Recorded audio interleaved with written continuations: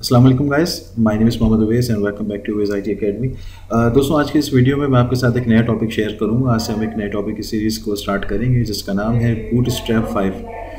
Basically bootstrap 3, bootstrap 4 के बाद जो अभी इसका जो नया वर्जन जो अपकमिंग है जिसका नाम है बूटस्ट्रैप 5। तो सबसे पहले हम डिस्कस करेंगे कि बूटस्ट्रैप 5 है क्या, इसमें कौन सी नई क्लासेस हैं, ये कैसे इस्तेमाल किया जाएगा, आप इसको कैसे एक्सेस कर सकते हैं। बहुत सारी चीज़ें हम इसकी डिस्कस करेंगे इस वीडियो में। तो चलिए शुरू करते हैं। देखिए, सबसे पहले बूटस्ट्रैप, जैसे कि आपको पता है कि बूटस्ट्रैप हमारे पास एक फ्रेमवर्क है जो कि CSS, HTML और जावास्क्रिप्ट का एक कॉम्बो, एक फ्रेमवर्क है। इसके अंदर सिर्फ क्लासेस होती हैं और हम उन क्लासेस की मदद से अपनी वेबसाइट को बहुत जल्दी और ईजीएस्ट वे में और बहुत इंटरेक्टिव और बहुत ब्यूटीफुल बना सकते हैं। जैसे कि अब बूटस्ट्रैप 5 में हम लोग क्या करते हैं और बूटस्ट्रैप 5 को कैसे इस्तेमाल किया जाता है, तो सबसे पहले बूटस्ट्रैप 5 की कुछ बेसिक फंडामेंटल्स और उसकी डिटेल्स को समझ लेते हैं। जैसे कि मैं आपके साथ नोटपैड की सीरीज में यहाँ पे मैं आपको कुछ चीज़ें बताता हूँ उसकी। देखें, BS5 इसको लिख सकते हैं या बूटस्ट्रैप 5, आप इसको कुछ भी लिख सकते हैं, आपके ऊपर है। बूटस्ट्रैप 5 जब बेसिकली फर्स्ट टाइम इन्होंने इसको मार्केट में रिलीज़ किया तो वो उसका अल्फा वर्जन था। बूटस्ट्रैप 5 अपने अल्फा वर्जन के साथ रिलीज़ हुआ सबसे पहले। जो उसका अल्फा वर्जन मीन्स होता है जो कि आप पब्लिकली ओपन नहीं करते हो, यानी कि वो आपका फाइनल वर्जन नहीं होता। सबसे पहले अल्फा वर्जन होता है, फिर उसके बाद गैमा वर्जन होता है, देन बीटा वर्जन होता है और उसके बाद फाइनलाइज जो उसका फुल वर्जन होता है उसके बाद आता है। तो बूटस्ट्रैप 5 जब रिलीज हुआ तो वो अपने अल्फा वर्जन में रिलीज हुआ। और बूटस्ट्रैप 5 जो, जैसे कि आप लोग W3 स्कूल से आप लोग बहुत ज़्यादा वाकिफ़ होंगे, इवेंचुअली अभी W3 स्कूल्स ने भी बूटस्ट्रैप 5 को ऑफिशियली लॉन्च नहीं किया अपने प्लेटफॉर्म के ऊपर। अगर हम W3 स्कूल्स पे जाते हैं तो आप यहाँ पे देख सकते हैं कि बूटस्ट्रैप के ऑप्शन में अभी आपको सिर्फ दो ऑप्शंस दिख रहे हैं, बूटस्ट्रैप 3 और बूटस्ट्रैप 4, और जिसको स्टिल ये कह रहा है कि it is the newest version of bootstrap, ठीक है, विद कंपोनेंट्स। यानी कि अभी बूटस्ट्रैप 5 जो है स्टेबल वर्जन में रिलीज नहीं किया गया, ये जस्ट एक डेमोन्स्ट्रेशन और टेस्टिंग पीरियड में इस वक्त रिलीज्ड है। बूटस्ट्रैप 5 को एक्सेस करने के लिए यहाँ पे जो सबसे पहले लोग यूज़ करते थे वो एक जो इसकी ऑफिशियल वेबसाइट है जिसका नाम है getbootstrap.com। यहाँ से आप बूटस्ट्रैप के वर्जन्स को एक्सेस कर सकते हैं। लेकिन क्योंकि जब बूटस्ट्रैप 5 फर्स्ट आया था, यानी कि जो उसका अल्फा वर्जन रिलीज हुआ था, जब फर्स्ट, ये मैं बिल्कुल स्टार्टिंग की बात बता रहा हूँ, तो उस वक्त इसका जो अपने सब डोमेन के ऊपर ये रिलीज हुआ था जिसका नाम था v5.getbootstrap.com, यानी कि वर्जन 5 getbootstrap.com। इस डोमेन पे, सब डोमेन पे जो है आपका ये बूटस्ट्रैप 5 जो था वो अवेलेबल था। लेकिन रिसेंटली अभी बूटस्ट्रैप 5 अपने सब डोमेन से हटके अपने ऑफिशियली अपने getbootstrap.com डोमेन के ऊपर आ चुका है, जो कि स्टिल अल्फा वर्जन तो नहीं है, बट ये हमारे पास बेटा वर्जन में इस वक्त मौजूद है। अब इसको एक्सेस करना है और इसके अंदर जो भी चीज़ें हैं वो हम थोड़ी सी डिस्कस कर लेते हैं। सबसे पहले बूटस्ट्रैप ने कुछ चीज़ें चेंज कर दी हैं, जैसे कि अपना लोगो डिज़ाइन, जो उसका लोगो है बूटस्ट्रैप का, बूटस्ट्रैप 5 में चेंज है। प्लस यहाँ पे इसकी डॉक्यूमेंटेशन जो है वो काफ़ी अच्छी कर दी है बूटस्ट्रैप ने बूटस्ट्रैप 5 के अंदर, और इसमें कुछ नई क्लासेस भी हैं वो भी इसमें शामिल हैं। उन क्लासेस को भी हम डिस्कस करेंगे इसके अंदर। तो अब इसके अंदर हमें कुछ चीज़ें समझनी पड़ेंगी, जैसे कि for example let's suppose to be, जब हम बूटस्ट्रैप 4 में हम मॉडल को इस्तेमाल करते थे, हम नेव बार में कोलैप्सेशन को इस्तेमाल करते थे, तो ये सारी चीज़ें करने के लिए हम लोगों को jQuery की फाइल रिक्वायर्ड होती थी। बूटस्ट्रैप 5 में सबसे इंपॉर्टेंट जो हुआ है वो ये है कि आपकी जो jQuery है, jQuery की फाइल अब आपको रिक्वायर्ड नहीं है, यानी कि आपको jQuery यूज करने की ज़रूरत नहीं है। jQuery को अब आप यूज़ नहीं करेंगे बूटस्ट्रैप 5 के अंदर। तो jQuery की जगह उन्होंने क्या करा है कि JS को इतना स्टेबल कर दिया है कि JS के अब जो न्यू वर्जन JS के मौजूद हैं, जिसमें ECMA 6 यानी कि ECMA 6 या ECMA 7, इन दोनों को इतना आइसोलेट कर दिया है ECMA 6 के अंदर कि अब jQuery का सारा काम जो है वो आपका जावास्क्रिप्ट की फाइल जो है वो इजीली कर सकती है। तो अब आपको jQuery यहाँ पे रिक्वायर्ड नहीं है। दूसरी चीज़, आपको इसके अंदर जो है CSS की बहुत सारी क्लासेस मिलेंगी। IE इंटरनेट एक्सप्लोरर के ऊपर ये सपोर्टेड नहीं है, ये आपको पहले भी पता है कि बूटस्ट्रैप 4 या 3 जो है वो IE पे सपोर्टेड नहीं था, तो ये भी सपोर्टेड नहीं है, ठीक है। और ये कुछ चीज़ें हैं इसके अंदर, ठीक है, जैसे कि आपने देख लिया कि jQuery आपको नॉट सपोर्टेड, यानी कि या नॉट रिक्वायर्ड आप लिख लें। एक मिनट, यहाँ पे ऊपर आते हैं, यहाँ पे हम लिखते हैं jQuery नॉट रिक्वायर्ड। इसी तरह JS स्टेबल, यानी कि JS इतना स्टेबल वर्जन में है कि ECMA 6 और ECMA 7 में कि जो jQuery का काम परफॉर्म कर सकता है इवन, और IE के ऊपर ये सपोर्टेड नहीं है। और अब हम आगे चलते हैं। दूसरी चीज़ इसमें जो सबसे इंपॉर्टेंट है वो हम इसके कुछ ब्रेक पॉइंट्स को डिस्कस करते हैं। देखें, ब्रेक पॉइंट्स यूजुअली किसको कहा जाता है? ब्रेक पॉइंट्स कहते हैं जब हमारा पेज जो है कितने मुकामात पे पेज आपका टूटेगा, वो ब्रेक्स लगते हैं, उनको ब्रेक पॉइंट कहा जाता है। यानी कि जिस तरह आप लोग नॉर्मली जो लोग ग्रिड सिस्टम से वाकिफ हैं बूटस्ट्रैप के, तो उनको ग्रिडिंग का पता है कि एक रो में कितने कॉलम्स होते हैं और कौन सी रो कितनी बड़ी होती है, एक्स्ट्रा लार्ज कॉलम्स कौन से होते हैं, लार्ज कॉलम्स कौन से होते हैं, मीडियम कॉलम्स कौन से होते हैं। मैं से भी आप लोगों के लिए एक दफ़ा इसको रिकॉल कर देता हूँ। जैसे कि अगर मैं फॉर एग्जांपल मैं बात करूँ एक्स्ट्रा लार्ज की, एक हमारे पास कॉलम होता है एक्स्ट्रा लार्ज, एक हमारे पास लार्ज है, उसके बाद एक हमारे पास होता है मीडियम होता है, मीडियम के बाद स्मॉल है, और एक हमारे पास एक्स्ट्रा स्मॉल होता है। अब जो हमारे पास ये जो लार्ज वाला कॉलम होता है, अगर हम इस लार्ज को समझें तो इसकी बेसिक जो मिनिमम विड्थ होती है वो कितनी होती है? इसकी हम लगाते हैं इट्स ग्रेटर देन और इक्वल टू 1200 पिक्सल, ठीक है।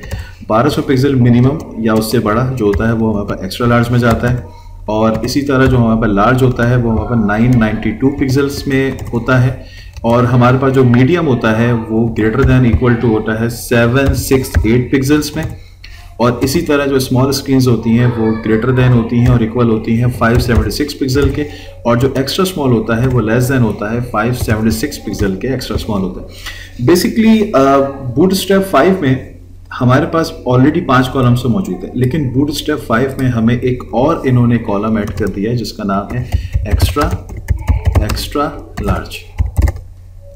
ये जो एक्स्ट्रा लार्ज हमारे पास जो कॉलम आया है, इसकी मिनिमम यानी कि इसकी ग्रेटर देन और equal to it is 1400 pixel. ये इसका जो साइज है वो 1400 पिक्सल्स के इक्वल और 1400 पिक्सल से बड़ा है। ये हमारे पास एक नया ब्रेक पॉइंट आया है बूटस्ट्रैप 5 के अंदर जिसका नाम है एक्स्ट्रा लार्ज। तो आई होप कि ये कॉन्सेप्ट आपको समझ में आया होगा। हम इसमें ज़्यादातर कॉन्सेप्चुअल बात करेंगे चीज़ों को लेकर। इसी तरह अब हम थोड़ा सा आगे और चलते हैं। अब जिस तरीके से हम अपनी क्लासेस को डिक्लेयर करते हैं, जिस तरह कंटेनर्स में हम अपनी क्लासेस देते हैं कि भाई मेरे पास ये एक रॉ है, इस रॉ में मेरे पास 2 कॉलम्स मुझे चाहिए, और वो कॉलम्स जो हैं वो मीडियम पे कितने कॉलम्स को कवर करें या लार्ज पे कितने कॉलम्स को कवर करें। ये जो हमारे पास कॉलम्स की क्लासेस होती हैं जिससे हम कंटेनर क्लासेस कहते हैं। अब कंटेनर की भी क्लासेस बूटस्ट्रैप 5 में आ चुकी हैं। बूटस्ट्रैप 4 के अंदर कंटेनर की सिर्फ 2 क्लासेस थी। एक थी कंटेनर, यानी कि मैं यहाँ पे हेडिंग बना लेता हूँ, container classes in BS5। BS4 में हमारे पास सिर्फ एक ये क्लास थी कंटेनर, और हमारे पास एक क्लास थी कंटेनर डैश फ्लूइड।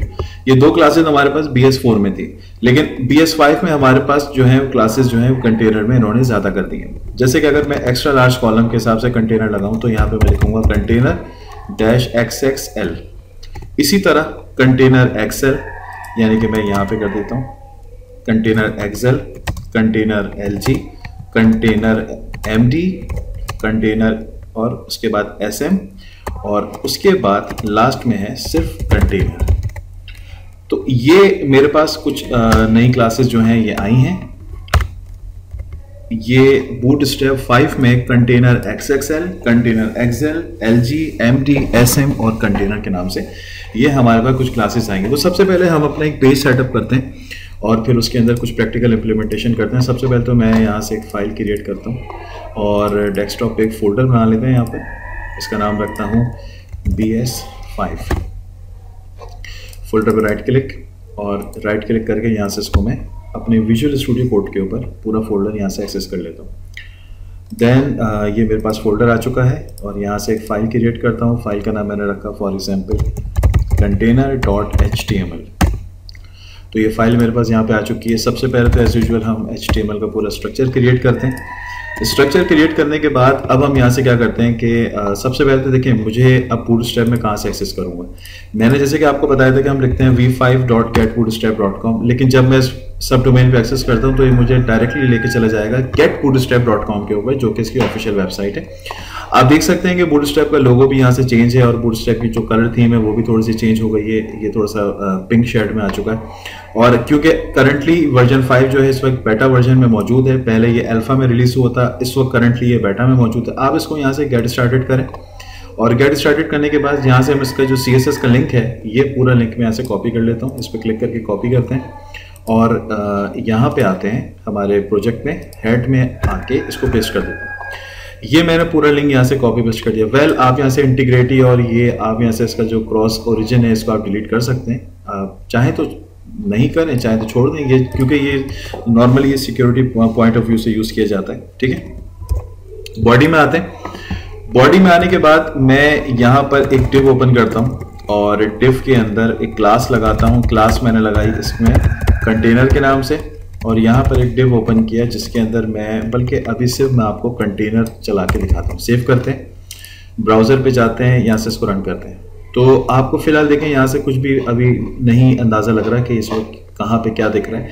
तो हम एक काम करते हैं, हम एक एक्सटर्नल CSS भी बनाते हैं जिसके अंदर जो है मैं कुछ अपनी कस्टमाइज क्लास CSS की क्लासेस में लिखूँगा। मैं यहाँ से इसको, बल्कि मैं यहीं से बनाता हूँ ताकि आप लोगों को ये इस्तेमाल करना भी आए। हम इस पर क्लिक करते हैं, फाइल का नाम रखा मैंने style.css और इस फाइल को मैं यहाँ पे हेड के नीचे आके लिंक लिंक के बाद relation is equals to style sheet href is equals to style.css और यहाँ से इसको बंद कर देते हैं। ये जो टाइप टेक्स्ट लोग लगाते हैं, type text equal to CSS, ये अगर हम HTML5 में नहीं भी लिखें तो इससे कोई ज़्यादा फर्क नहीं पड़ेगा, इसमें कोई प्रॉब्लम भी नहीं है। ये ऑब्सोलेट हो चुका है HTML5 के अंदर, लेकिन फिर भी क्योंकि ज़्यादातर लोग इन चीज़ों से वाकिफ़ नहीं है तो फिर भी हम यहाँ पर इन चीज़ों को लिखा रहना छोड़ देते हैं। मैं CSS में जाता हूँ, यहाँ पर एक क्लास बनाता हूँ डॉट कंटेनर। मैं कंटेनर में ज़्यादा एडिटिंग नहीं करूँगा, मैं बस यहाँ पर एक बॉर्डर इंप्लीमेंट कर रहा हूँ। मैंने यहाँ पे लिखा 2 पिक्सल और यहाँ पे मैंने लिखा ब्लैक और उसके बाद मैंने यहाँ पे लिखा फॉर एग्जांपल इनसेट। ये मैंने बॉर्डर का टाइप लगाया है 2 पिक्सल का और यहाँ पे इसको मैंने, और कुछ भी नहीं करना, सेव करें, यहाँ पर आके इसको रिफ्रेश करें तो देखिए आपको यहाँ पर एक बॉर्डर जो है ये दिख गया, कंटेनर का बॉर्डर। और जो कंटेनर की क्लास होती है, लोग वाकिफ होते हैं कि कंटेनर जो है वो साइडों से मार्जिन थोड़ा सा लेता है। तो ये आपके पास एक कंटेनर की क्लास लग चुकी है और आपको एक कंटेनर यहाँ पे डिस्प्ले हो रहा है। अगर मैं इसके अंदर कुछ चीज़ें लिखता हूँ, फॉर एग्जांपल मैंने यहाँ पे लिखा है एपटेक और यहाँ पर आकर इसको मैं रिफ्रेश करता हूँ तो देखिए यहाँ पे मुझे एपटेक लिखा हुआ दिख रहा है। अब बेसिकली ये तो एक कंटेनर हो गया, ठीक है, नॉर्मल जो अभी हम लोग बात कर रहे हैं। और नॉर्मली जितना हम लोगों ने अब तक सीखा है कि कंटेनर वगैरह सब चीज़ें लगाई जाती हैं कभी भी काम करने से पहले। अगर मैं इसके अंदर फॉर एग्जाम्पल आपको कुछ चीज़ें दिखाऊं कि कंटेनर लार्ज कैसा होता है और कंटेनर की दूसरी जो एग्जाम होती है वो कैसी होती हैं, तो उसके अंदर हम अब कुछ चीज़ें जाके हम इसको स्टार्टअप लेते हैं। देखिए सबसे पहले जो चीज़ें हमारे लिए जो ज़रूरी हैं वो मैं आपको यहाँ पर आके दिखाता हूँ। पहले मैं इस पर राइट क्लिक करता हूँ, इंस्पेक्ट एलिमेंट पर जाता हूँ तो ये देखें, ये आपको दिखा रहा है कि जो कंटेनर है यहाँ पे आपको सब चीज़ें दिखा रहा है, इसकी विड्थ वगैरह आपको यहाँ पे हर चीज़ यहाँ पे बिल्कुल क्लियर दिख रही है। ये कंटेनर की क्लास है, एक मिनट, ये आपको यहाँ से इसकी तमाम जो CSS की क्लासेस हैं वो आपको क्लियरली बेसिस पे यहाँ पे दिख रही हैं। अब हम यहाँ से ज़रा इसको बाहर आ जाते हैं और अब इसके अंदर हमें देखिए काम करना है। अब हमें इसके अंदर काम किस तरीके से करना है, सबसे पहले फॉर एग्जांपल कि यहाँ पे अगर मैं आपको इसको थोड़ा सा श्रिंक करके दिखाऊं, जैसे कि